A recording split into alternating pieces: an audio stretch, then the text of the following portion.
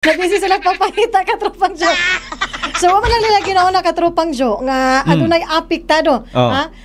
Daghan ang apektado karon nga mga katawhan o residente diha sa probinsya sa Cebu tungod sa pagtayog sa 6.9 nga linog. O karon naguna-una pa sila sa pagpadayon sa budget hearing sa 2026. Nagpaabot sila sa usa ka tawo katropang Jo nga gikinahanglan kaayo nini nga panahon na hilabib na sa panahon sa katalagman sa katawhan. Yung sa may mong buhaton. Sige lang sila pulong-pulong niya. Ay, why not, katropang Jo, nga i-postpone na lang ang budget. Kana, muna diha, muna yung sakto ginunta katropang Hanilo. Unahon pa lugar na to ng pulong-pulong diha, doon na nangayong tabak. Ang inyong paglingkod magkain, subagkatabang, subagang katawhan.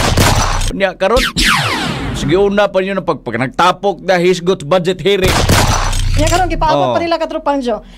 Gani dunay naka-comment diri si Mika Soto na. Huwag niyong hanapin si VP Sara Duterte nasa Northern Cebu siya ngayon. Mula kaninang umaga nag-relief operations sa adlawan ni nag-relief operations na ang OVP o Office of the Vice President. Nakatid ng tulong pagkain at volunteers para sa mga nasalanta. Ngayong gabi, kagabi ini mismo personal niyang kinausap ang LGU ng Medellin kasama ang mga biktima ng Dindola sa outdoor gym, nakikinig at kumakalinga. Tapos kayo nasa ARA o nasa House of Representatives building lang, naka-Filipiniana at barong kunwari nasa budget hearing. Pero ang i-approve lang ay yung sa mga kaalyado nyo. Bakit kasi may porsyento kayo sa mga budget na yan?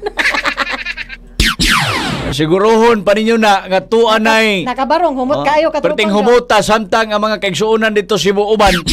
Ana na nimaho na semento kinadatugan mga katropa.